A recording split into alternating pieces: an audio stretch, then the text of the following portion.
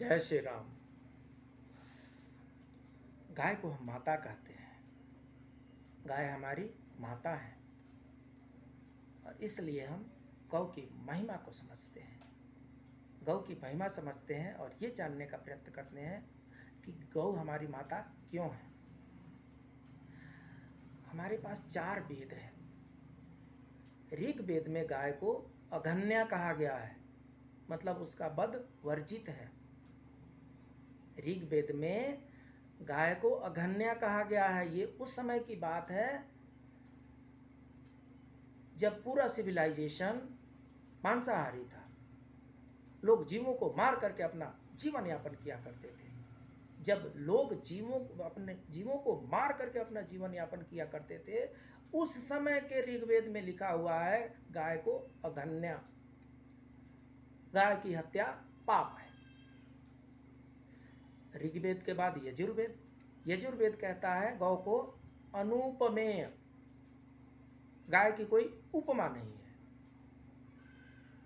अथर्ववेद में गाय को संपत्तियों का घर कहा गया है।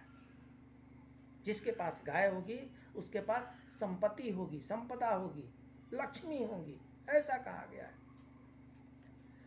तो हमारे वेदों में अगर वेदों का निचोड़ लिया जाए तो हमारे वेदों में देसी गाय, समझने की कोशिश कीजिएगा, देसी गाय अलग होती है और विदेशी गाय, जर्सी गाय सब अलग होती है। तभी हम सिर्फ और सिर्फ देसी गाय की बात कर रहे हैं। देसी गाय के गोबर के, देसी गाय के बारे में लिखा हुआ है वेदों में। देसी गाय के बारे में क्या लिखा है? पर्जन्य पत्नी लिखा हुआ है। पर्जन्य पत्नी, पर्जन्य कुछ होता होगा और उसकी पत्नी जो है देसी गाय को कहा गया है। तो पर्जन्य जो होता है वो बादलों को कहते हैं।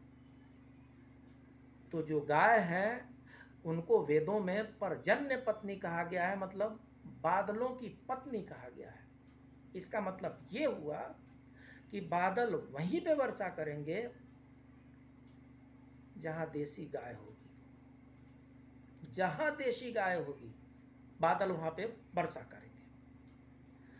आज के पढ़े लिखे समझदार वैज्ञानिक भी, जो लेबोरेटरी पर विश्वास करते हैं, वह वैज्ञानिक भी ये मान चुके हैं कि देसी गाय का जब गोमूत्र होता है, देसी गाय का गोबर और गोमूत्र, जहाँ पर भी देसी गाय गोमूत्र और गोबर करती है वहाँ घास उगती है। जहाँ पर भी गौ माता गोबर करती है और गोमूत्र करती है वहाँ पे घास उगती है। इस घास में एक बैक्टीरिया पाया जाता है और इस बैक्टीरिया का नाम है स्यूडोमोनास सेरिंगी। जहाँ पर भी गाय माता गोबर और गोमूत्र करती है वहाँ पर एक तरह की घास उगती है। उस गाय में एक तरह का विशेष बैक्टीरिया पाया जाता है। उस बैक्टीरिया का नाम है स्यूडोमोनास सेरिंगी। गर्मी के दिनों में ये वायुमंडल में बादलों की ऊंचाई तक चले जाते हैं। जैसे जैसे गर्मी बढ़ने लगती है, ये जो घास में जो ये बैक्टीरिया है, ये बैक्टीरिया ऊपर उठते जाते हैं और ये धीरे धीरे गर्मी में वायुमंडल गर्म होने के चलते चलते ये धीरे धीरे बादलों की ऊंचाई तक चले जाते हैं। और जब बादलों की ऊंचाई तक चले जाते हैं तो वहाँ पर जब बादल आते हैं तो ये बैक्टीरिया पानी, बादल में जो पानी है उसको जमने पर मजबूर कर देते हैं, उनका फ्रीजिंग लेवल कम कर देते हैं और वो जमने लगते हैं। जब वो जमने लगते हैं तो बर्फ के क्रिस्टल बनने लगते हैं और ये जमे हुए क्रिस्टल जो होते हैं आपस में जुड़ करके भारी होने लगते हैं। यही तो होता है ना बादल बनने की प्रक्रिया में। बादल में जमने लगते हैं, जमने के बाद से ये क्रिस्टल आपस में जुड़ने लगते हैं और जब आपस में जुड़ने लगते हैं तो ये वायुमंडल में भारी होने लगते हैं और जब भारी होने लगते हैं तो ये अंत में गिरने लगते हैं, बड़े बड़े टुकड़े गिरने लगते हैं। हाँ जी, बादल बड़ा बड़ा टुकड़ा है पानी का और वो बड़े बड़े टुकड़े ऊपर से गिरते हैं। नीचे क्या होता है, नीचे वायुमंडल में तापमान अधिक होता है और जब नीचे वायुमंडल में तापमान अधिक होता है तो इससे क्या होता है, वो जो बर्फ के टुकड़े जो टूट टूट करके गिर रहे हैं वो वायुमंडल की गर्मी के चलते बूंदों में बदल जाते हैं, ड्रॉप्स में कन्वर्ट हो जाते हैं और बारिश के रूप में धरती पर गिरने लगते हैं। तो ये है बादल का एक चक्र, ये है बारिश का गौ माता के साथ संबंध। और इसीलिए वेदों में गौ माता को पर्जन्य पत्नी कहा गया है। जहाँ पे गौ माता होंगी वहाँ पर गोबर करेंगी, वहाँ पर गोमूत्र करेंगी, वहाँ पर घास होंगी। उस घास में ये विशेष प्रकार का बैक्टीरिया जिसका नाम स्यूडोमोनास सेरिंगी है वो होगा। गर्मी के दिन में ये स्यूडोमोनास सेरिंगी वायुमंडल में ऊपर उठ जाएगा और ऊपर उठ करके बादलों से ये संपर्क करेगा,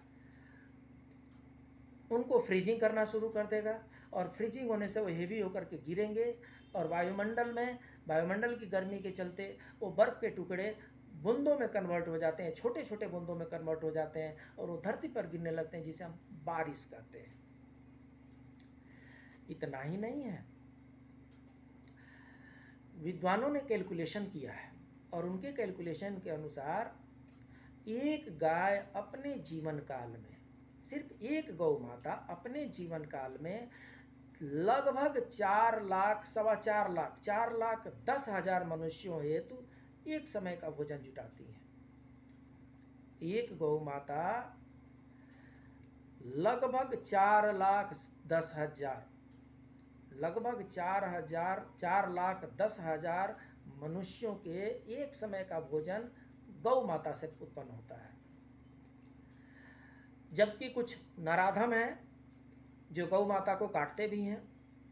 तो जो लोग मांस के लिए गौ माता को काटते हैं, तो ऐसे मांसाहारियों को सिर्फ और सिर्फ 80 मांसाहारी का पेट भर सकते हैं। गौ माता अगर जीवित रहती हैं तो लगभग 4 लाख लोगों के लिए एक समय का भोजन मिल जाता है। और अगर गौ माता को किसी चंडाल ने मार दिया तो उस चंडाल से को ज़्यादा से ज़्यादा 80 लोग उससे खा पी सकते हैं। तो ये सौदा भी घाटे का ही लगता है। और इन सब विचार करने के बाद से भारतीय संसद में जब गोवध बंदी के लिए बिल पेश किया गया, जब गोवध बंद करने के लिए, गोवध नहीं हो इसलिए गोवध बंद करने के लिए जब बिल प्रस्तुत किया गया, तो लगभग मेजॉरिटी के लोगों ने बोला कि हाँ ये बिल पास होनी चाहिए। इस महान भारत के एक महान प्रधानमंत्री हुआ करते थे और उस प्रधानमंत्री ने ये कहा कि ये बिल पास नहीं होनी चाहिए, अगर ये बिल पास होता है तो मैं प्रधानमंत्री पद से इस्तीफा दे दूंगा। और उनकी आन बान और शान के चलते गोवध का जो बंदीकरण है वो हो नहीं पाया।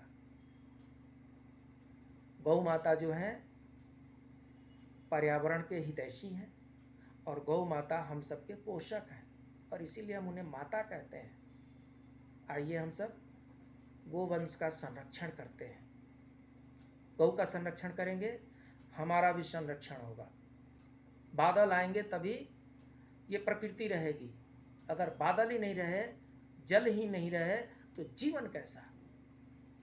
इसलिए अगर जीवन को बचाए रखना है तो गौ माता को बचाए रखना आवश्यक है और इसीलिए गोवध पर प्रतिबंध लगनी ही चाहिए।